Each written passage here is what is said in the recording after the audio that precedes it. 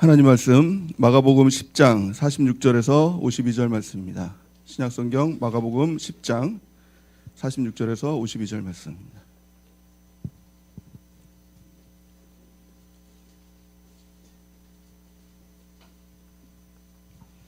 마가복음 10장 46절에서 52절 말씀 우리 교독하시겠습니다. 제가 먼저 읽고 또 여러분들이 읽도록 하겠습니다. 그들이 여리고에 이르렀더니 예수께서 제자들과 허다한 무리와 함께 여리고에서 나가실 때에 디메오의 아들인 맹인 거지 바디메오가 길가에 앉았다가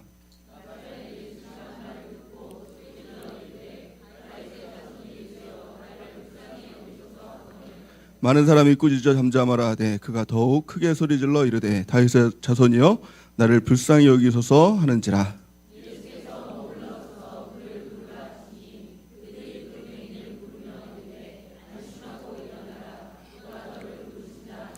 맹인이 겉옷을 내버리고 뛰어 일어나 예수께 나아오거늘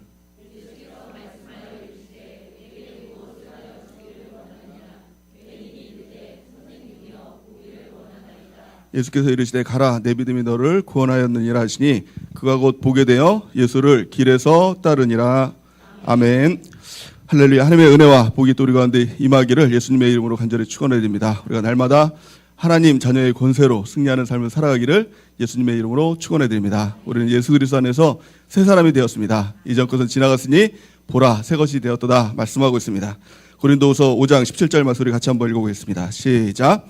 그런즉 누구든지 그리스도 안에 있으면 새로운 피조물이라 이전 것은 지나갔으니 보라 새 것이 되었도다. 아멘. 우리가 예수님 믿는 것은요 완전한 새로운 피조물로 변화되는 것인 줄 믿습니다. 그래서 주일날 목사님께서 말씀하셨죠. 예수님 믿으면 이제 얼굴도 바뀌고 사지백제 오장육부 다 바뀐다고 말씀하셨지 않습니까?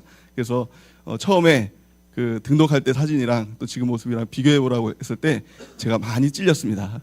제가 처음에 등록했을 때 청년의 모습으로 이제 우리 교회 세상에 온갖 풍파와 또 찌든 때를 가지고 처음에 왔을 때 우리 목사님께서 저에게 별명 2가지를 딱 지어주셨어요.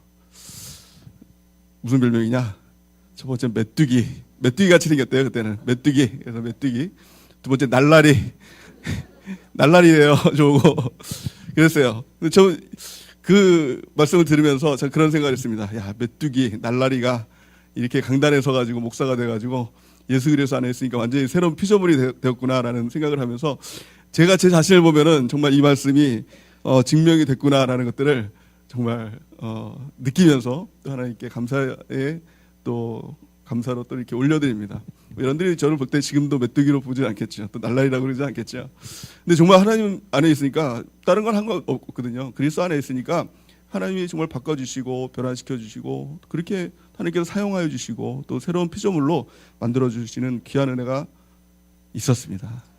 여러분도 저 여러분들이요 더 새로운 피조물로 또 하나님 앞에서 쓰임 받고 또 이전 것을 지나갔으니 보라 새 것이 되었다 말씀하신 그 하나님의 새로운 역사가 우리 가운데 나타나기를 예수님의 이름으로 축원해 드립니다. 새로운 역사는요 오직 믿음을 통해서 이루어지는 줄 믿습니다. 오늘 본 말씀에 보면은 그의 인생이 완전히 변화됐던 믿음을 통해서 완전히 변화됐던 한 사람이 나오죠. 그 사람이 바디메오입니다.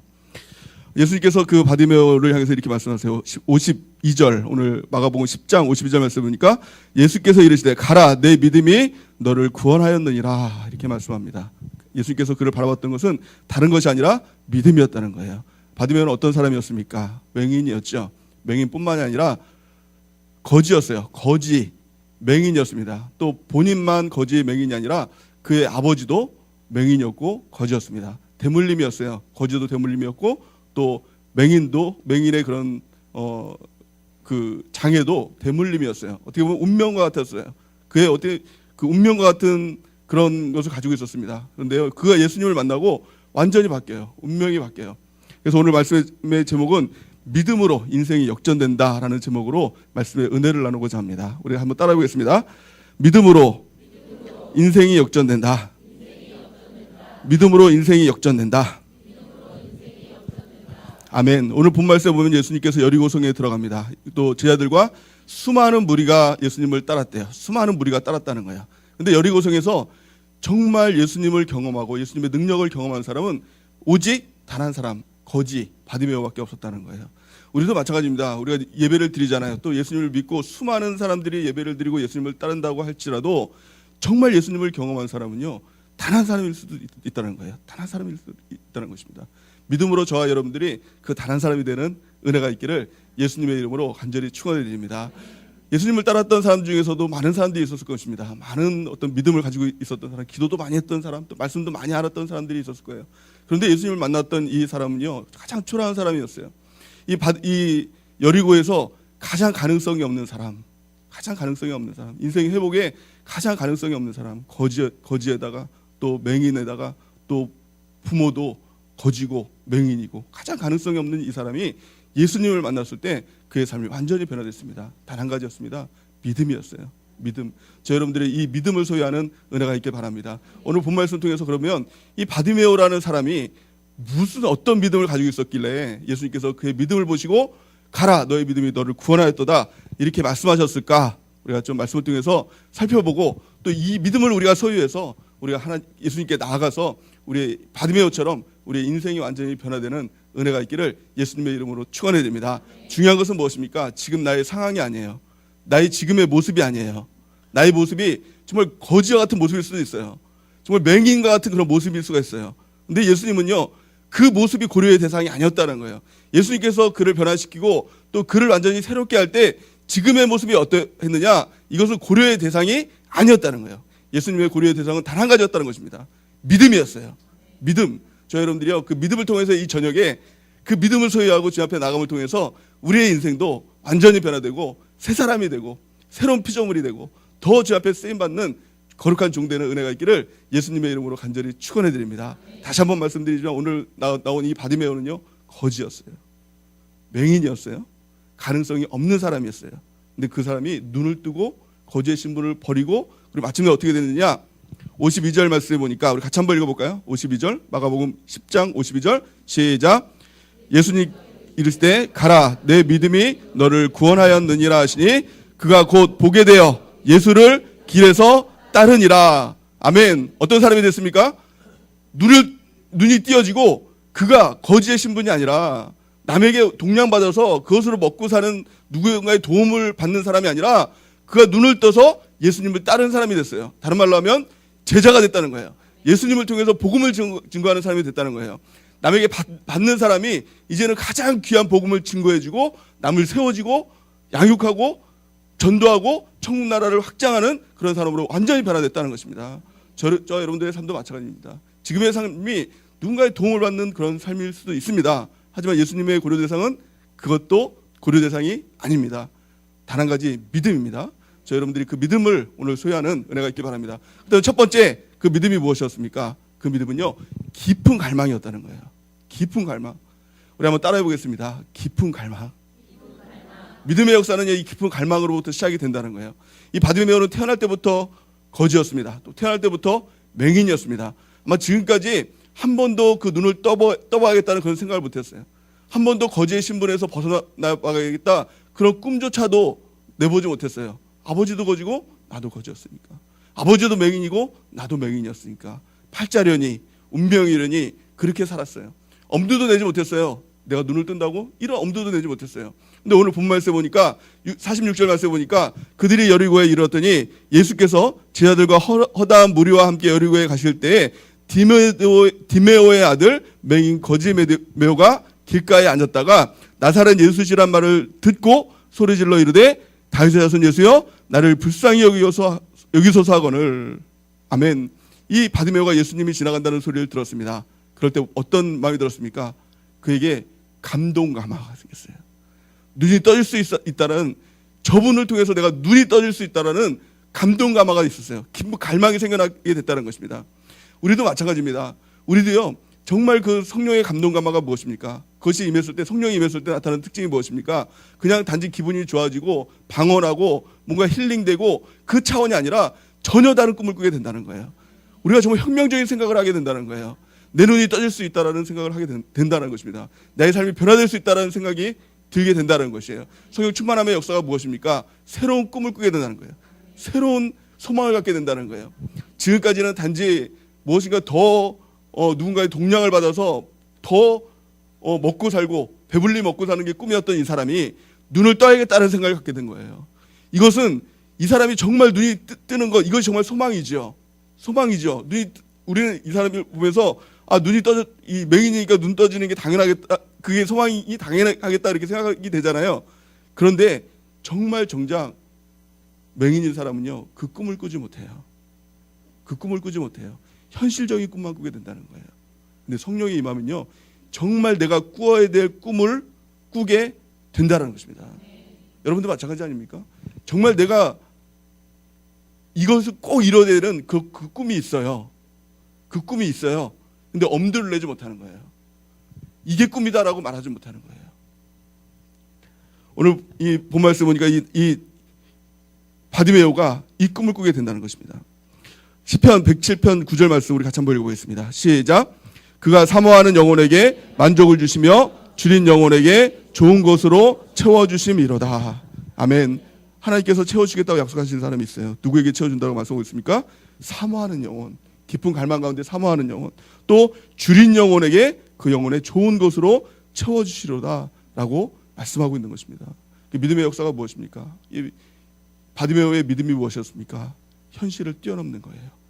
지금은 맹인이고 지금은 거지의 신분이지만 믿음을 통해서 내 인생이 역전될 수 있다는 깊은 갈망이에요. 이것이 바로 믿음의 역사인 것입니다. 저 여러분들에게 이 믿음이 우리 가운데 임하기를 바랍니다. 그리고 또 이 깊은 갈망 가운데 우리가 주님 앞에 나가는 은혜가 있기를 예수님의 이름으로 축원드립니다. 믿음하면 떠오르는 사람 바로 아브라함이죠. 아브라함은 믿음의 조상이라고 이렇게 우리가 들어서 알고 있지 않습니까? 근데 아브라함의 믿음이 무엇입니까? 로마서 4장 17절에서 18절 말씀 같이 한번 읽어보겠습니다. 시작.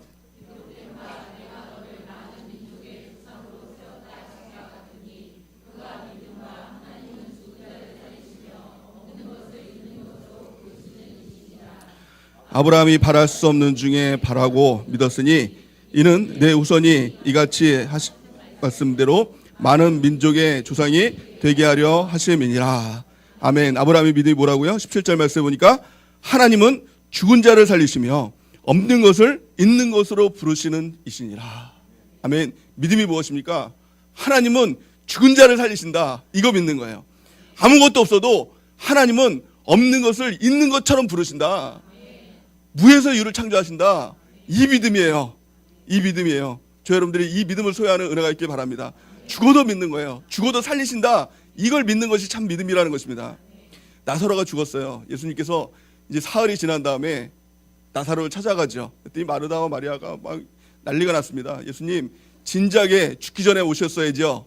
그래야 나사로가 안 죽었을 텐데 왜 죽고 나서 이렇게 늦게 오셨어요? 라고 하면서 막 이제 원망을 막 하기 시작합니다. 그때 예수님께서 뭐라고 말씀하십니까?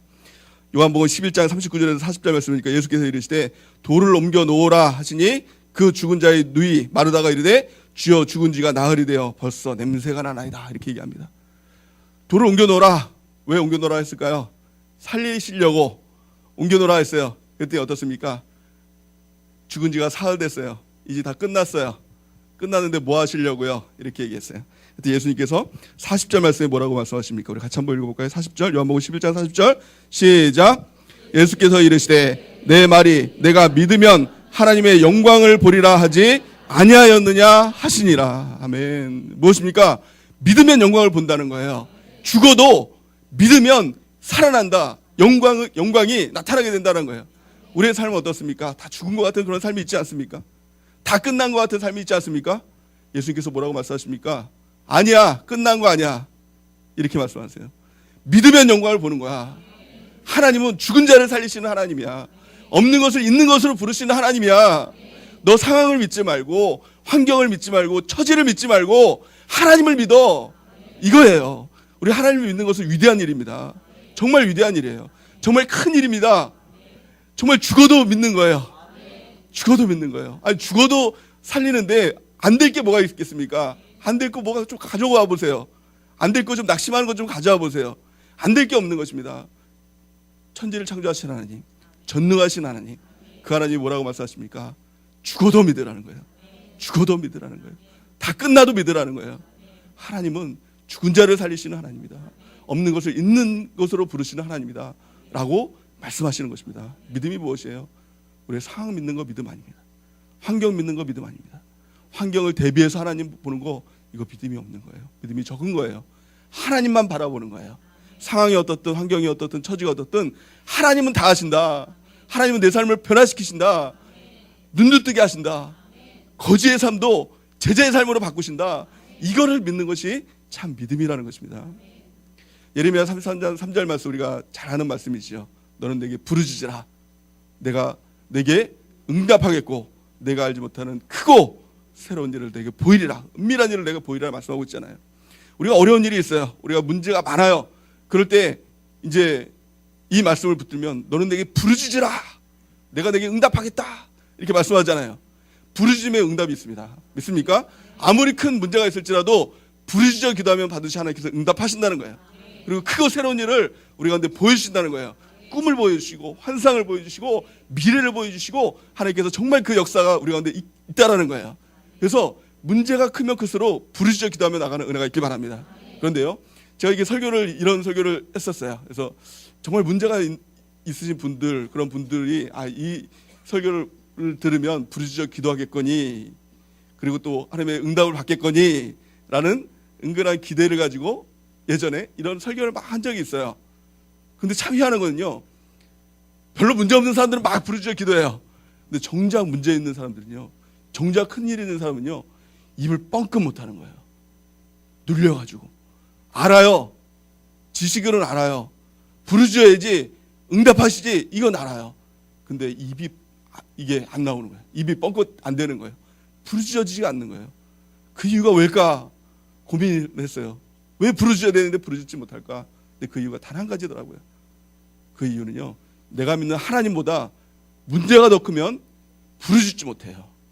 눌린다 그러죠. 문제에 눌리면 절대 부르짖어 기도할 수가 없다라는 거예요.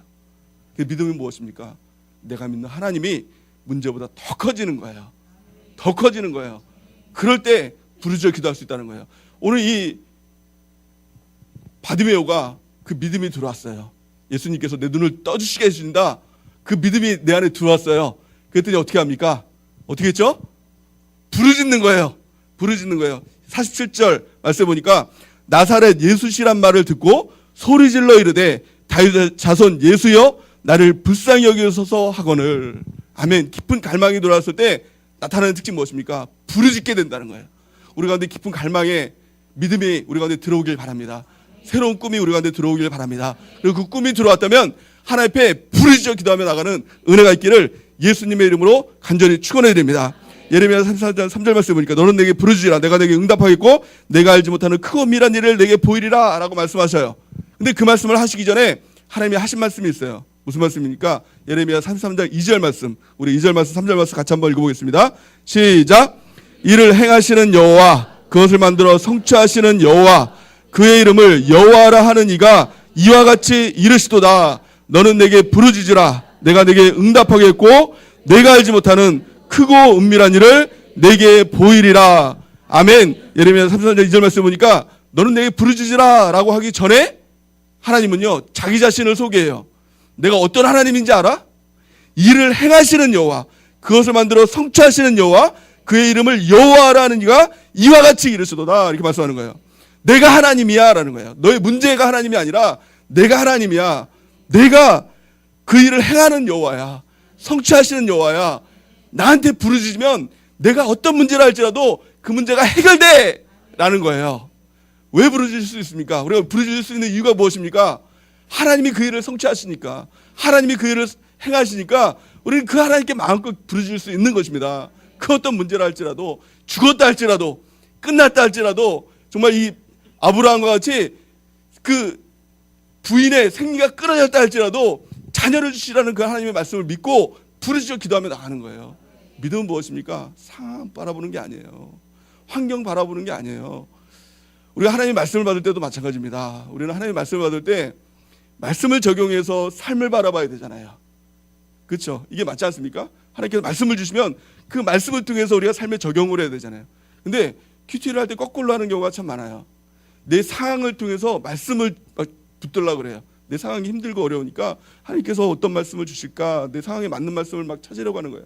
그래서 하나님께서 내게 주신 말씀이 아니라 내 상황에 맞는 내가 찾는 말씀으로 그 위안을 삼고 있다는 것이에요. 우리가 바뀌어야 됩니다. 하나님께서 주시는 그 말씀, 그냥 내 상황과 환경과 처지와 상관없이 주시는 그 말씀 붙들어야 돼요. 그래서 그 가운데 내가 믿음이 돼가지고 그것으로 환경을 뛰어넘고 그것으로 상황을 뛰어넘고 그것으로 내 문제를 뛰어넘는 것, 이것이 신앙생활인 줄 믿습니다. 그래서 하나님의 말씀을 나한테 줄 때는 내 상황과 비슷한 말씀, 나 같은 말씀 안 주세요. 전혀 새로운 말씀 주세요. 전혀 새로운 말씀 주세요. 다 끝났는데요. 소망이 없는데요. 이제는 완전히 다 끝났어요. 게임 아웃됐어요. 근데 하나님의 말씀 뭐라고 했습니까? 일어나. 빛을 발하라. 이렇게 말씀하세요. 일어나 빛을 발하라는 거예요. 다른 사람들은 다 무너져 있을지라도, 다 깜깜함이 만민을 가리고 있을지라도 너만은 일어나라. 이렇게 말씀하는 거예요. 이게 하나님의 말씀인 줄 믿습니다. 하나님의 말씀은요, 죽어도 일어나는 거예요. 끝나도 다시 시작하라는 거예요. 이게 하나님의 말씀입니다. 하나님의 말씀은 내 상황과 틀립니다. 내 환경과 비스무리하지 않습니다. 전혀 다른 하나님의 말씀. 이 하나님의 말씀으로 다시 일어나는 은혜가 있기를 예수님의 이름으로 축원드립니다. 근데 문제는 무엇입니까? 이 믿음이, 내가 그렇게 믿음 가져야지, 그래 오늘부터 내가 그 믿음, 내가 갈망하는 믿음 가져야지 결심해서 되는 게 아닙니다. 내 안에 있는 믿음은 내 안에 있는 것이 아니거든요. 하나님께 나에게 주신 선물이거든요. 믿음은 하나님께 나에게 주신 선물이에요. 에베소서 2장 8절 말씀 보니까 너희는 그 은혜에 의하여 믿음으로 말미암아 구원을 받았으니 이것은 너희에게서 난 것이 아니요 하나님의 선물이니라. 믿음은 하나님께서 나에게 주시는 것입니다. 오늘 이 저녁 이 귀한 시간에 우리가 하나님의 성소에 앞에 모였지 않습니까? 귀한 시간 드려가지고 하나님 만나기 위해서 우리가 이 믿음을 갖는 은혜가 있기 바랍니다. 이 믿음이 우리 가운데 들어오면 갈망을 하게 돼요. 부르짖게 된다는 거예요. 그 중요한 것은 무엇입니까? 이 믿음이 우리 가운데 임하는 거예요. 어떻게 우리 가운데 이 믿음이 임합니까? 오직 성령의 충만함을 통해서 이 믿음이 우리 가운데 오게 된다는 것입니다. 그럴 때 기대가 되는 거예요. 내가 기대하는 게 아니라 성령이 우리 가운데 충만함이 임하면 성령이 꿈을 꾸시게 하시고 성령이 기대하게 하시고 내 삶은 끝났는데, 내 삶은 어두움인데, 내 삶은 정말 어려운데 새로운 것들을 기대하고 기뻐하며 그것들을 향해 나가게 되는 거예요. 기도하게 되는 거예요. 부르짖게 되는 거예요. 그래서 우리가 구해야 될 것은 무엇입니까? 바로 성령의 충만인 줄 믿습니다. 그래서 정말 제가 깨닫는 것은 내가 무엇인가 정말 원하는 거 나도 몰라요. 나도 몰라요. 인사를 하지 않겠습니다. 예를 들어서 옆에 분들과 아마 인사 이렇게 하라고 하면서 정말 이걸 꼭 내가 이루어졌으면 좋겠어요 라고 인사해 보십시오 라고 하면 뭘 원하지? 내가 정말 원해야 될 게 뭐지? 라고 생각이 돼요. 그렇지 않습니까? 그걸 어떻게 하느냐? 제가 그랬어요. 제가 그래요. 이제 담임목사님 서로 인사하면서 정말 내가 이것만은 꼭 들어줬으면 좋겠습니다 라고 하면 내가 뭘 정말 구해야 되지? 정말 내가 구해야 될 게 뭐지? 제일 중요한 게 뭐지? 나도 중요하고 하나님도 들어주길 원하는 게 그게 뭐지? 이 바디메오가 눈을 떴던 것처럼 이 혁명적인 생각을 가져야 되는데 이게 뭐지? 라는 생각이 들어요. 근데 그게요, 그렇다고 해서 정지하지 마세요. 다 그래요. 저도 그렇고요, 여러분도 그렇고요, 다 그래요. 다 그래요. 누구나 다 그래요. 내가 정작 구해야 되는데 뭘 구해야 될지도 몰라요. 사람은요, 내가 정말 하나님 앞에 그걸 구해야 되는데 그거가 있거든요. 하나님이 주신 그거가 있거든요. 정말 구해야 될 게 그거가 있거든요. 바디메오가 눈을 뜨게 해주세요 라고 구했던 것처럼 그게 있어요. 성령이 임하면 그 생각이 드는데 그게 있는데 우리는 그걸 보지도 못해요. 깨닫지도 못해요. 눈으로도. 마음으로 잘 생각도 안 돼요. 성경에 보니까 그게 맞대요. 성경에 보니까 뭐라고 말씀하고 있습니까? 고린도전서 2장 9절 말씀 같이 한번 읽어보겠습니다. 시작. 기록된 바 하나님이 자기를 사랑하신 자에게 예비하신 모든 것은 눈으로 보지 못하고 귀로 듣지 못하고 사람의 마음으로 생각하지 못하였다함과 같으니라. 오직 하나님이 성령으로 이것을 우리에게 보이셨으니 성령은 모든 것 곧 하나님의 깊은 것까지도 통달하시느니라. 아멘. 우리가 모른다고 해서 정지하지 마세요. 나는 왜 그걸 모르지? 나는 왜 꿈이 없지? 나는 왜 그걸 깨닫지 못하지? 내가 정작 구해야 될 걸 그걸 모르지? 정지하지 마세요. 그게 당연한 거래요. 사람은요, 눈으로 보지 못하고 귀로 듣지 못하고 사람의 마음으로도 생각하지 못한다는 거예요. 오직 무엇이라고요? 하나님의 성령이 이것을 우리에게 보이셨으니 성령은 모든 것 곧 하나님의 깊은 것까지도 통달하시느니라. 아멘. 성령이 우리 가운데 임하시면 어떤 역사가 나타나느냐? 정작 구해야 될 것이 깨달아지기 시작하는 거예요. 정작 꿈꿔야 될 것이 꿈꿔지기 시작하는 거예요. 소망이 막 생겨나는 거예요. 이것이군요. 하나님 부르짖게 되는 거예요. 그것에 대해서 하나님께 더 간구하게 되는 거예요. 그럴 때 하나님의 역사가 나타나고 믿음의 역사가 나타나게 되고 꿈의 역사가 나타나게 되고 하나님의 놀라운 성령의 역사가 우리 가운데 나타나게 될 줄을 믿습니다. 그러기에 우리가 신앙생활하면서 성령이 소멸된 사람의 특징이 있어요. 성령이 소멸된 사람의 특징이 뭐냐? 꿈이 없어져요. 그냥 살아요. 그냥 살아요. 그리고요, 눈이 밝아져요. 내 현실이 너무 잘 보여요. 내 상황이 너무 잘 보여요. 내 형편이 너무 잘 보여요. 그래서 예배보다 내 상황을 따라가요. 기도보다, 큐티보다, 셀레베보다 내 상황을 따라가요. 내 상황을 따라가요. 하나님께서 그 아담과 하와에게 이 선악과를 먹으면 너가 정령 죽으리라 이렇게 말씀을 하셨잖아요. 근데 이 뱀이 왔어요. 뱀이 와가지고 이거 너 먹으면 너 하나님처럼 될 수 있어. 너 눈이 밝아져 이렇게 얘기합니다. 그래서 우리가 그걸 먹는 순간 아담과 하와가 눈이 밝아졌어요. 눈이 밝아지니까 상황이 너무 잘 보이는 거예요. 현실이 너무 잘 보이는 거예요. 내 형편이 너무 잘 보이는 거예요. 지금도 마찬가지입니다. 하나님의 영이 떠나면요, 성령이 우리 죄로 인해서 성령이 떠나면 나타나는 가장 큰 특징이 뭐냐? 눈이 밝아지는 거예요. 내 상황이 너무 잘 보이고 내 형편이 너무 잘 보이고 내 코가 석자라는 막 그런 생각이 들고 뭐 너무 막 현실이 너무 급한 거예요. 그래서 하나님을 떠나게 된다는 것입니다. 성령이 임하면 나타나는 특징이 뭡니까? 내 눈이 어두워져요. 세상의 눈이 어두워져요. 그래서 사람들은 너 지금 그 형편에 너가 예배 쫓아다녀야 될 그런 형편 아니잖아. 그래도 그게 잘 안 보여요. 꿈이 보여요. 환상이 보여요. 하나님이 계신 소망이 보여요. 내 어려운 일들이 별로 그렇게 어렵게 안 보여요. 눈이 어두워졌기 때문에. 그래서 하나님을 바라보고 꿈을 꾸고 하나님 앞에 나가게 된다는 거예요. 요엘서를 보면 성령이 임한 사람의 특징에 대해서 말씀하고 있어요. 요엘 2장 28절 말씀 우리 같이 한번 읽어보겠습니다. 시작. 그 후에 내가 내 영을 만민에게 부어주리니 너희 자녀들이 장래일을 말할 것이며 너희 늙은이는 꿈을 꾸며 너희 젊은이는 이상을 볼 것이며. 아멘. 그 후에 지금 이 시대에 내 영을, 하나님의 영을 만민에게 부어주겠다고 말씀하고 있어요. 그 특징이 무엇입니까? 자녀들이 장래일을 말하는 거예요. 장래일. 자녀의 특징이 무엇입니까? 우리 자녀들 보면은, 제 자녀를 보면서 아, 자녀의 특징이 이거구나 라는 것들을 좀 깨달아 봤는데요. 자녀들은 현실만 바라봐요. 지금 자기 상황, 감정만 막 바라봐요. 그래서 아침마다 꼭 저희 집사람과 막 이렇게 씨름을 해요. 우리 막내 지금 1학년짜리랑 뭐냐? 아침에 일어나면 더 자고 싶다는 거예요. 더 자고 싶대요. 더 자고 싶은데 그래서 뭐 울면서 난리를 쳐요. 근데 엄마는 일어나서 학교 가야지 이렇게 얘기를 해요. 아이는요, 자기 감정만 생각해요. 지금 더 자고 싶은 거 이것만 생각하죠. 근데 엄마는 뭐예요?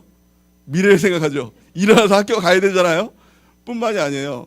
아이들은 자꾸 지금 놀고 싶어요. 더 놀고 싶고 더 친구들과 놀고 싶고 그래요. 왜요? 지금 노는 게 당장 좋으니까. 근데 부모들은요, 더 살아봤어요. 그 아이보다 미래를 더 살아봤어요. 그래서 인생을 폭망한 사람은, 죄송합니다. 폭망이라는 말이 아니라 인생을 좀 어렵게 사는 사람은, 자기가 공부를 안 해서 어렵게 사는 사람은 이 자녀가 공부를 이렇게 안 하면 자기 꼴 날 것 같거든요. 미래를 살아봤으니까. 뭐 공부하라고 막 이렇게 하는 거죠. 그러니까 지금 공부해야, 지금 당장 편한 게 더 좋겠지만 지금 공부해야 미래에 더 나은 삶을 살아갈 수가 있으니까. 더 살아봤으니까. 근데 자녀의 특징은요, 그래도 현실만 바라봐요. 지금 감정만 바라봐요. 이게 자녀의 특징이에요. 근데 성령이 자녀에게 임하니까 어떻다고요? 자녀가 장래일을 말하는 거예요. 이게 자녀가 정말 이게 될 일입니까? 안 될 일이잖아요. 장래일을 말하는 거예요. 근데 장래일을 막 꿈꾸면서 장래일을 소망하면서 막 그러는 거예요. 뭐 오히려 부모들이 막 현실을 바라보면서 막 아이고 힘들어 죽겠다, 어려워 죽겠다 막 그러면 3살짜리 아이가 엄마 아빠 걱정하지 마세요.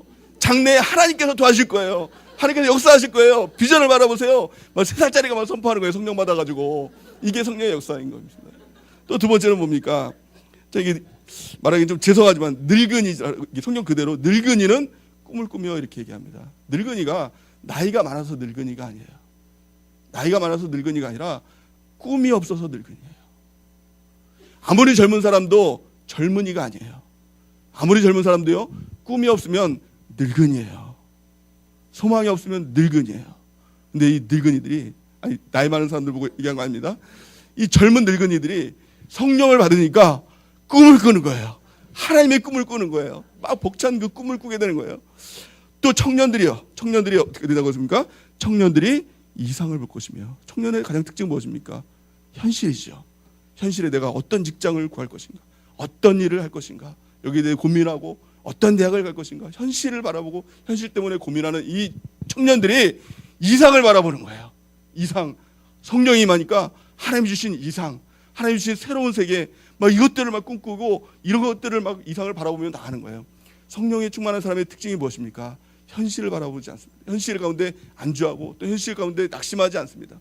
하나님이 주신 꿈을 꾸고 이상을 바라보고 이상을 말하고 또 하나님께 주신 놀라운 그 비전 가운데 나가는 사람, 이것이 성령에 충만한 사람의 특징인 줄 믿습니다. 자, 여러분들이 오늘 성령의 충만함을 구하고 성령에 충만한 삶을 살아가는 은혜가 있길 바랍니다. 그렇다면 우리가 어떻게 성령의 충만함을 받을까요? 성령의 충만 받는 거 어렵지 않아요. 어렵지 않아요. 참, 성령의 받는 거 너무 쉽게 말씀하고 있어요. 요엘서 말씀 보니까 그때 만민에게 부어준대요. 막 부어준대요. 비가 오듯이 막 부어준대요. 비 막 오는데 비 안 나가면은 비 다 맞잖아요. 마찬가지로 성령도 막 그렇게 부어주게 된다는 거예요.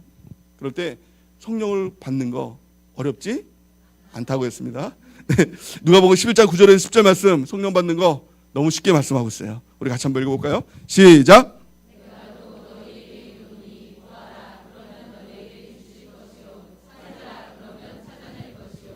문을 두드리라. 그러면 너희에게 열릴 것이니 구하는 이마다 받을 것이요 찾는 이는 찾아낼 것이요 두드리는 이에게는 열릴 것이니라.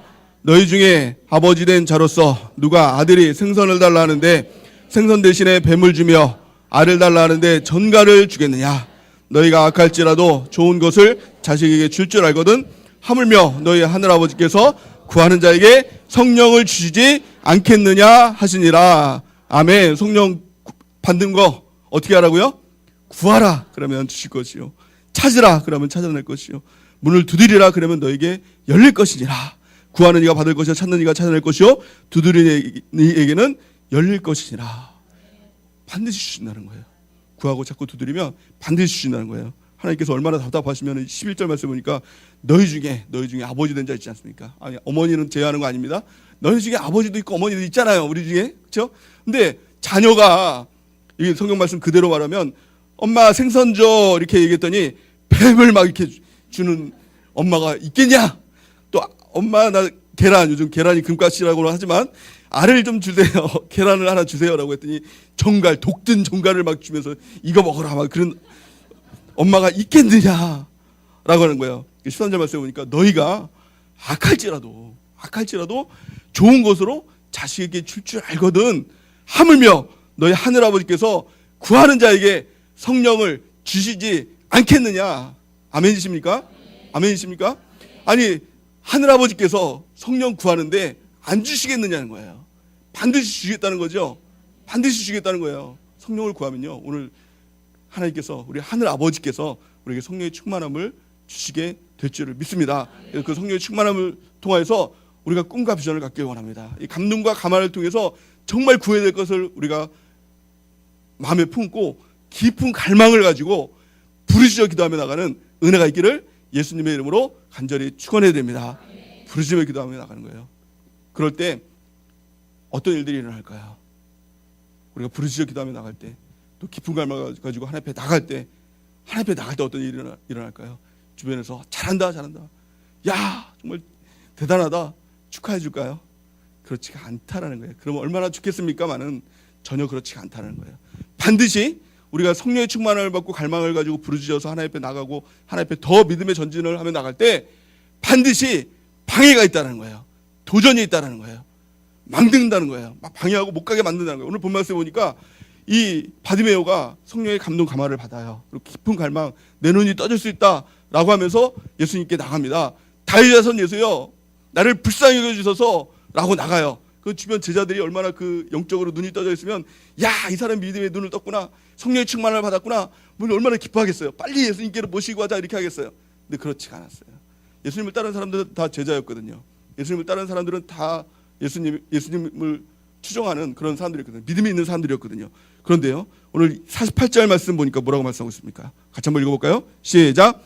많은 사람이 꾸짖어 잠잠하라 하되 그가 더욱 크게 소리질러 이르되 다윗의 자손이여 나를 불쌍히 여기소서 하는지라. 아멘. 두 번째 필요한 것이 무엇입니까? 첫 번째 믿음은 영적 갈망이라고 했습니다. 두 번째 믿음이 무엇입니까? 영적 돌파력이에요. 영적 돌파력이에요. 우리 하나님 앞에 나고자 할 때 반드시 방해가 있습니다. 방해가 있어요. 그 방해가 아예 믿지 않는 사람이면 또 모르겠어요. 근데 믿는 남편이 방해를 해요. 심지어는 내 마음 가운데서도 이거 될까라는 방해가 있어요. 그 방해가 있어요. 도전이 있어요. 하나님 앞에 더 나가지 못하도록 막 만드는 그 장애물이 있어요. 마귀의 도전이 있어요. 그 마귀의 도전이 있을 때 어떻게 해야 될까요? 어떻게 도전해야 될까요? 영적 돌파력이라고 했잖아요. 영적으로 돌파해야 됩니다. 영적으로 돌파해요. 하나님께 더 담대히 나가는 거예요. 오늘 바디메오의 믿음이 무엇이었을까? 바디메오는요, 48절 말씀 중에서 많은 사람이 꾸짖어 잠잠하라 하되 그가 어떻게 했다고요? 그가 더욱 크게 소리질러 이르되 다윗의 자손 여서요 나를 불쌍히 여기소서 하는지라. 그가 어떻게 했다고요? 더욱 크게 소리질러 외쳤다는 거예요. 이게 영적 돌파력이에요. 영적 돌파력이에요. 우리가 주님 앞에 나갈 때 반드시 주일 성소를 결심하고 나가면 영적 도전이 있어요. 믿지 않는 남편이 도전할 뿐만 아니라 믿는 남편도 너 왜 이렇게 깊이 빠져가지고 그러냐 막 그러면서 막 그런 도전들이 있어요. 있다고요. 이상한 나만 그런 게 아니에요. 근데요, 중요한 건 뭡니까? 반드시 그 도전은 있을 텐데 중요한 게 뭐죠? 영적 돌파력이에요. 더욱 크게 소리 질러야 돼요. 더욱 더 하나님 앞에 나가야 돼요. 더 예배 드려야 돼요. 더 기도해야 돼요. 더 말씀 봐야 돼요. 도전이 있으면 있을수록 더욱더 하나님 앞에 나가는 것, 이것이 믿음이라는 것입니다. 그럴 때 예수님께서 그를 불러주시잖아요. 그를 나에게 데려오라 이렇게 말씀하잖아요. 이것이 신앙의 레파토리인 것 같아요. 우리 가운데 깊은 갈망, 이게 성령의 감동 감화죠. 이걸 받는 성도들이 참 많이 봤어요. 성령의 감동 감화를 봅니다. 또 하나님 앞에 더 나가려고 부르짖어 기도합니다. 더 하나님 앞에 헌신하고자 나가고자 더 하나님 앞에 믿음의 전쟁을 이루고자 나가요. 근데 반드시 만나게 되는 게 뭐냐? 방해거든요. 반드시 누군가의 방해거든요. 근데 방해가 있을 때 무너지는 성도도 봐요. 다 믿음의 돌파를 하면 좋겠는데 거기서 주춤하는 성도를 봤다. 근데 성경을 보니까 참 어떻게 보면 무서운 말씀이기도 하지만 히브리서 10장 39절 말씀 우리 같이 한번 읽어볼까요? 시작. 우리는 뒤로 물러가 멸망할 자가 아니요 오직 영혼을 구원함에 이르는 믿음을 가진 자니라. 아멘. 영혼을 구원할 자로 믿음 가지고 전진하면 나만 살 뿐만 아니라 영혼도 살리고 주변 사람도 살리는 사람이 되지만 어떻게 된다고요? 뒤로 물러가면 멸망당하는 거예요. 멸망당하게 된다는 거예요. 그러니까 그 어떤 도전이 있을지라도 우리가 뒤로 물러가면 안 돼요. 뒤로 물러가면 안 돼요. 이 예전 성경에 보니까 침륜에 빠진다 그러죠. 이게 무엇입니까? 영적 침체에 빠져요. 깊은 영적 침체에 빠져요. 영혼이 죽게 된다는 거예요. 그러니까 어떤 도전이 있을 때 믿음이 무엇입니까? 그걸 돌파하는 거예요. 돌파하고 더 나가는 거예요. 더 하나님 앞에 나가는 거예요. 그러니까 내가 주일 성수 막 이렇게 결심하고 막 이렇게 하는데 도전이 있어요. 그럼 어떻게 됩니까? 나만 나갈 뿐만 아니라 뭐 전도해서 막 데리고 나가는 거예요. 더 하나님 앞에 나가고 더 기도하고 더 말씀 보고 막 그럴 때 하나님의 역사가 나타나는 겁니다. 인생이 변화되는 역사가 우리가 나타나게 된다는 거예요. 히브리서 4장 16절 말씀 우리가 한번 읽어보겠습니다. 시작. 그러므로 우리는 긍휼하심을 받고 때를 따라 돕는 은혜를 얻기 위하여 은혜의 보좌 앞에 담대히 나아갈 것이니라. 아멘. 우리가 하나님 앞에 은혜를 얻기 위하여 긍휼하심을 받기 위하여서 하나님의 은혜의 보좌 앞에 담대히 나가는 은혜가 있기를 바랍니다. 이 바디메오의 눈이 떠지는 역사, 이것은 옛날 2000년 전에 예수님을 만난 그 한 사람으로 끝나는 것이 아니라 지금도 이 역사는 계속되고 있는 것입니다. 제가 서울에 있을 때 한 집사님이 있었어요. 근데 한 1년 전인가 갑자기 전화가 왔더라고요. 그래서 목사님 어떻게 지내세요? 기도하다가 목사님 생각나서 전화했어요. 그래서 통화를 한 적이 있는데 그 집사님의 이름이 문성미 집사님이라는 분이었어요. 근데 이 문성미 집사님은 어렸을 때 심하게 소아마비를 앓아가지고 한쪽 다리가 짧아요. 한 7cm가 짧다고 제 기억으로는 한 7cm가 짧은 거로 알고 있어요. 그래서 걸을 때 이렇게 쩔뚝쩔뚝 이렇게 걸으시거든요. 근데 나이가 한 45세 정도, 그때 45세 정도 됐던 것 같은데 그 집사님이 주일날 예배를 드리면서 담임 목사님의 말씀을 들으면서 이 성령을 받은 거예요. 성령의 충만을 받으면서 그 소망이 생겨난 거예요. 꿈을 꾸게 된 거예요. 그러면서 저에게 연락이 왔어요. 그래서 뭐라고 연락이 왔냐? 목사님 기도해 주세요. 이렇게 얘기한 거예요. 저는 뭐 큰일 나는 줄 알고 무슨 큰일이 있어요? 그랬더니 저 다리 길어지게 해달라고 기도해 주세요. 이렇게 한 거예요. 다리 길어지게. 성령의 감동이 있었어요. 그리고 다리가 정상으로 된다는 그런 소망이 꿈꿔지기 시작한 거예요. 성령의 꿈이 그 안에 들어온 거예요. 그래서 제가 담임 목사님께 그 집사님이 이렇게 기도를 요청하시더라라고 했더니 목사님께서 잘됐다. 같이 기도하자. 이렇게 얘기가 된 거예요. 그래서 막 기도하는데 갑자기 이 집사님이 찬양단을 신청을 한 거예요. 찬양단. 근데 지금은 이제 우리가 15분 찬양을 하는데 그때는 서로 했을 때는 막 30분 찬양을 했거든요. 그렇잖아요. 30분 아마 그 문성민 집사님 아시는 분들도 있을 거예요. 30분 찬양을 했는데 그 집사님이 찬양단을 신청한 거예요. 근데 문제는 뭐냐면은 이 집사님이 걸을 때는 뭐 이렇게 걷는데 서 있지를 못하는 집사님이었어요. 30분 이상 서 있어 본 적이 한 번도 없다는 거예요. 서 있으면 허리가 이 척추가 틀어져 가지고 너무 힘들다는 거예요. 근데 찬양단을 신청해서 저 찬양단 하고 싶어요. 한 번도 이 집사님이 다리 저는 것들 때문에 남들 앞에 서는 것도 너무 힘들어하고 두려워하고 그랬었는데 처음 그 비전을 받고 또 그 마음을 받고 찬양단을 신청하게 된 거예요. 그래서 기도했죠. 다리 길게 해달라고 기도했어요. 근데 첫날 이 찬양단을 했는데 죽는 줄 알았다는 거예요. 너무 이 허리가 틀어지고 힘들어가지고 하루 종일 집에서 누워서 뭐 일어나지 못할 정도로 그렇게 있었다는 거예요. 그런데 며칠이 지나고 담임 목사님이 그러는 거예요. 찬양단에 이렇게 서면은 이렇게 기울거든요. 다리가 기우니까 이렇게 기울었는데, 저 집사님이 이게 똑바로 서 있는 것 같아 이렇게 얘기를 하는 거예요. 근데 하도 이렇게 저도 그런가 진감인가 이렇게 얘기를 하면서 이제 목사님께서 이렇게 말씀을 하시더라라고 그 집사님한테 말씀을 드렸더니 이 집사님이 이제 병원에 간 거예요. 병원에 가서 그 병원 기록이 있거든요. 그 7cm가 짧다라는 그런 병원 기록이 있는 그 병원에 갔는데 그 당시 때 2cm의 다리가 길어졌다는 거예요. 그러면서 이 의사가 너무 깜짝 놀란 거죠.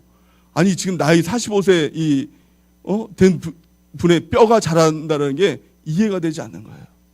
근데 시간이 지나면서요, 이 다리가 점점 길어져요. 그래서 마침내 이게 다리가 딱 이렇게 맞은 거예요. 그래서 저는 이제 믿음이 하도 없기 때문에 걱정을 했어요. 이 다리가 더 길어지면 어떡하지? 거꾸로 되잖아요. 제가 믿음이 없어요. 근데 저 하나님의 역사는요, 거기서 딱 이렇게 다리가 맞춰진 거예요. 그 믿음의 역사죠. 하나님의 역사죠. 아니 어떻게 45세 된 이 성인의 뼈가 자랄 수가 있겠어요. 또 그 뼈가 알아서 거기 그 양쪽 다리만큼 그만큼 딱 자랄 수가 있겠어요. 정말 하나님의 역사죠. 근데 하나님의 역사는 당장 역사가 일어나지 않았어요. 말씀을 통해서, 예배를 통해서, 주일날 그 강단의 말씀을 통해서 그 믿음이 들어오고 성령이 그 마음 가운데 감동과 감화를 주니까 그 마음 가운데 꿈을 꾸지 못하는 그런 꿈을 꾸기 시작한 거예요. 45년 동안 한 번도 그런 기도를 해본 적이 없다는 거예요. 꿈도 꿔본 적이 없다는 거예요. 자기는 소아마비인 게 당연하다 그렇게 생각을 했는데 하나님이 아니라는 거예요. 새로운 꿈을 꾸게 하시는 거예요. 다리가 짧은 게 길어지는 거 당연한 소원이겠죠. 근데 그게 꿈이 안 꿔져요. 오직 성령이 우리 가운데 임할 때 그 꿈이 꾸어지기 시작하는 거예요. 그렇게 기도하는데 도전이 있었다는 거예요. 도전이 있는데 어떤 도전이냐? 남편의 도전이었다는 거예요. 그 당시 남편하고 그 문성민 집사님이라는 분은 우리 교회를 다니고 또 남편은 온누리 교회인가 그 교회를 다녔던 것 같아요. 집사님이었던 것 같은데, 근데 뭐라고 얘기를 하느냐? 야, 그 교회 이단 아니냐 이렇게 얘기를 하더라는 거예요. 다리가 어떻게 길어져? 뭐 바치라는 거 아니야? 막 이렇게 하면서 야 거기 나가지 마 이렇게 하는 거예요. 아니 부인이 다리 길어진다는데 그게 좋은 일입니까 나쁜 일입니까? 좋은 일이잖아요. 그런데도 도전이 있는 거예요. 그 교회를 나가지 말라는 거예요. 이단이라는 거예요. 근데요, 이 집사님이요, 아니에요. 더 막 찬양단도 하고 막 새벽 예배도 드리고 더 막 봉사도 하고 그 약한 다리로 더 하나님 앞에 막 더 나가는 거예요. 그랬더니 하나님께 역사하시더라고요. 도전이 있습니다. 믿음으로 나갈 때 도전이 있어요. 믿는 남편의 도전일 수도 있어요. 믿는 자녀의 도전일 수 있어요. 가장 가까운 사람의 도전일 수 있어요. 그럴 때요, 영적 돌파를 가지고 나가기. 그러기 위해서 하나님의 확실한 성령의 감동 감화가 있어야 되겠죠. 그러기 위해서 중요한 것이 무엇입니까? 성령의 충만함을 구하는 거예요. 성령의 충만함은요, 단지 마음의 기쁨과 화평과 그것을 끝나는 게 아닙니다. 단지 방언하고 끝나는 게 아니에요. 새로운 하나님의 역사예요. 이전 것은 지나갔으니 보라 새 것이 되었다는 하나님의 역사예요. 그래서 새로운 꿈을 꾸고 새로운 비전을 가지고 또 거기서 멈춰서는 것이 아니라 하나님께 막 부르짖어 나가세요. 막 나를 불쌍히 여달라고 부르짖어 나가고 나를 살려달라고 기도하며 나가고, 그럴 때 많은 도전이 있을지라도 더 하면서 나가는 은혜가 있길 바랍니다. 그럴 때 우리 예수님께서 가시던 길을 멈춰서고 그를 나에게 불러오라 말씀하시고 그를 치료하시고 회복하시고 새롭게 하나님 그를 변화시키시고 인생을 변화시키시고 이렇게 말씀하시는 거예요. 가라, 내 믿음이 너를 구원하였느니라. 저 여러분들이 이 믿음의 소유자 되고 우리 예수님께 이 믿음의 칭호를 얻는 은혜가 있기를 예수님의 이름으로